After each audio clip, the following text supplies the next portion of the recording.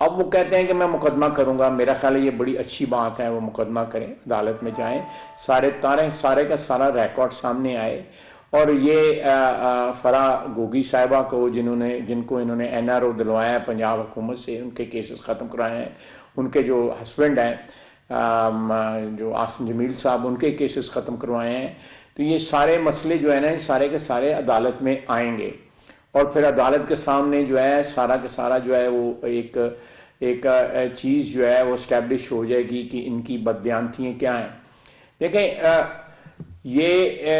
اس چیز کو مینیپولیٹ کرنا, توشہ خانے کے رولز جو ہیں ان کو بینڈ کر کے اپنی فیور میں کر لینا, اور بعد میں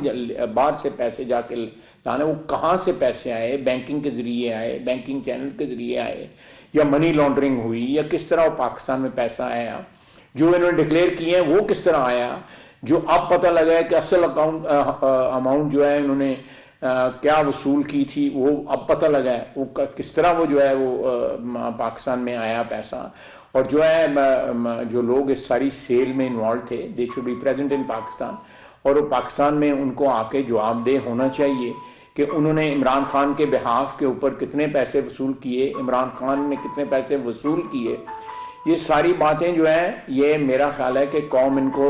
ایک ایسے شخص کو جو ساری دنیا کو بددیانت کہتا ہے, جو خود ڈسکوالیفائی ہوا ہے ECP کے ڈیسیژن میں, تو یہ سارا کچھ جو ہے یہ میرا خیال ہے قوم کا یہ قرض ہے, اور یہ قرض جو ہے اتارنا پڑے گا عمران خان صاحب کو. اس طرح بڑکے مارنے سے یا